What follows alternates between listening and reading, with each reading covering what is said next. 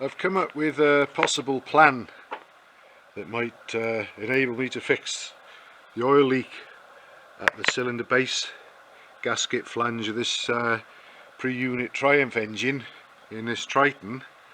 As I've already discussed, we've got cylinder barrels from a unit engine on a pre-unit set of crankcases, and there's a little oil way and an oil hole which unfortunately must be just overhanging where there's no area on these crankcases for that part of the cylinder base to mate up against. So we've got an oil leak coming from there, which is coming from the rocker boxes when they drain down the pushrod tube to oil cam followers. It's backtracking along a passageway which on certain unit engines was used to positively force or feed oil to the cam followers. So what I need to do is stop the oil escaping along here and basically leaking out where it does. Now I could take the entire top end of the engine off and see if I can patch the hole up or tap it out and screw a plug in, but then it occurred to me, as I can see the line of the passageway, see that circle there, hopefully that's where it would have been drilled originally and then plugged afterwards, and that circle is the plug. So I know I can see the level or the height of the passageway. I know it's going towards the cam followers, so I reckon if I were to drill a hole around about here I could use it to put in some kind of sealant, whatever I want, and then obviously I'd tap a thread into it and then I can make a little grub screw up to screw in there afterwards, and that would close off the end of that oil passageway and stop the oil escaping onto the crankcases and making an ugly little leaky trail. It really isn't much oil at all that's coming out of there, but it's a nuisance, and obviously it's nothing to do with the base gasket itself or how tight those nuts are, which I initially thought it was. But I'm pretty confident that if I drill around here I'll be able to then put something in there to plug it and stop the leak, and that should be the job done without taking the cylinder barrels off at all, and it should be a good permanent fix as well. So that's what I'm gonna probably aim to do. I'm certainly very strongly considering it at this point, but we'll see. I'll come back to it if I go ahead with it, and obviously discuss how it went if I do proceed with it. Right, I'm in. I've drilled the hole and I've broken through into that oil passageway. So what I'll do next, I think, is I'll just run the engine just to flush out any swarf that might have gone in there. Not that it could really backtrack to the cam followers in any case, but and just to confirm when it's running that the oil does come out of there.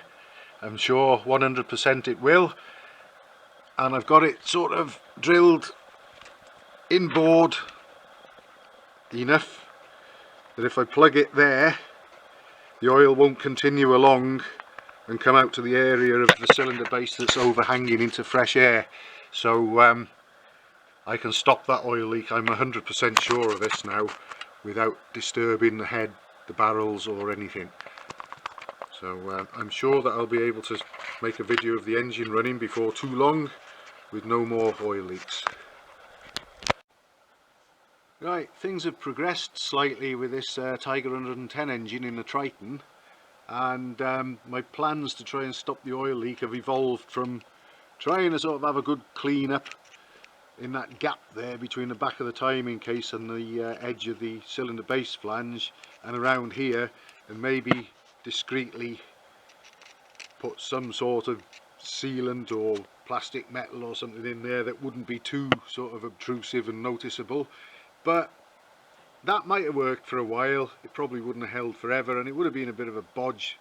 So I thought, what else can I do? And I worked out, looking at that set of crankcases I've got for the Unit 650 and the base gasket, etc., that obviously there's an oil way across the bottom front of these cylinder barrels here. So what I did is I found there's a little circle there where you can see the drilling's been plugged at the factory. So I knew what level the oil way was on, so I decided that I'd go in there with the drill. And originally what I wanted to do was go in with the drill and break through the oil line and then maybe put some sort of silicone sealant in there just to try and plug up the hole. But I wasn't even really entirely satisfied with that, so then I thought what I would do is I'd tap a few threads in there, put the silicone sealant in, and then screw a grub screw in after it to sort of lock it in place and make things look tidier. But that even evolved to the point where I drilled much further in. Obviously I haven't broken through the cylinder liner or anything like that, but I've drilled a fair way in and tapped all the way in, and I've actually managed one grub screw, one little Allen grub screw, you can see one of them there. One on its own wasn't long enough, so I've actually stacked two. But what I've done, they're both probably a little over 1/4 of an inch long, probably around about 3/8, something like that.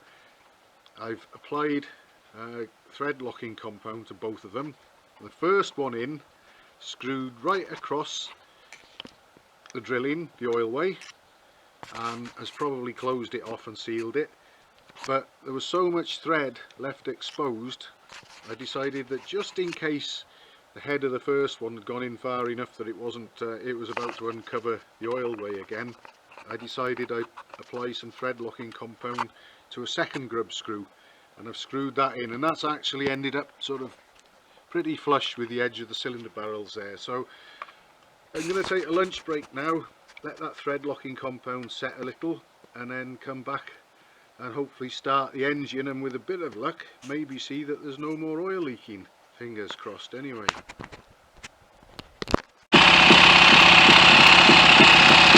Right, we've got a hot engine and no leaks. My drilling and grub screw trick there has worked. Stop the oil leaks at the base of the cylinder barrels. Excuse me. Now all I got to do is sort out these McNulty carburetors.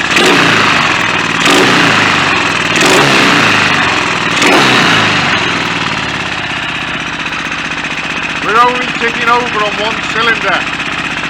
I can't get the pilot circuit to work on this one yet. The other carburetor seems alright now. I've lowered the needles in both of them to their middle grooves. They were set 1 notch higher than that, 1 notch richer, so I put them back to their middle grooves, checked everything out, cleaned the jets. One needle was a bit grubby. To the best of my knowledge, everything in there is clean and all the passageways are clear, but this one isn't working properly.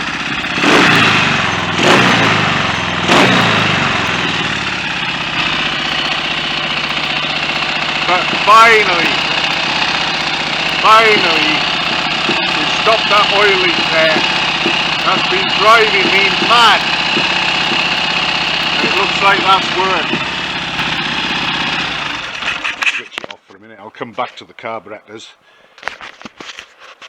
So finally, drilling into that redundant oil passageway there, that's a feature of some later unit machines, that just leads to an opening which overhangs the crankcase mouth, as I've discussed before. I had considered having to take the cylinder barrels off and deal with the problem from the underside, perhaps drill and tap and plug under there, but thankfully, after giving it a bit of thought, I was able to drill in and intercept the oil passageway where it's safely above the cylinder base gasket and crankcase mouth, and stop it there so the oil doesn't go further along it anymore and to the open hole which overhangs the gasket and the crankcase mouth. So that's one fix I'm really pleased with, because it saved me having to take the top end apart, and that's all nice and oil tight and there's good compression and everything. It would have been such a shame to disturb that. So that's one that some people might like to consider, that with a long drill bit, in the case of what I did, I used a 5mm diameter drill bit, a long one. I think I started off with a smaller size of 3.5 actually, and then went to 5, and then tapped out to M6. Now I had to use a little bit of sealant with my grub screws, and that's because I went to an M6 size which I had handy. I've got a feeling that the oil passageway might actually be a 1/4 of an inch bore, so my grub screws perhaps weren't quite large enough diameter to cross the passageway and close it off completely, but with a little bit of additional sealant on them, I think that's done the job, so I'm very happy with that. Now on to the carburetors. Hope I'll make some progress with them soon.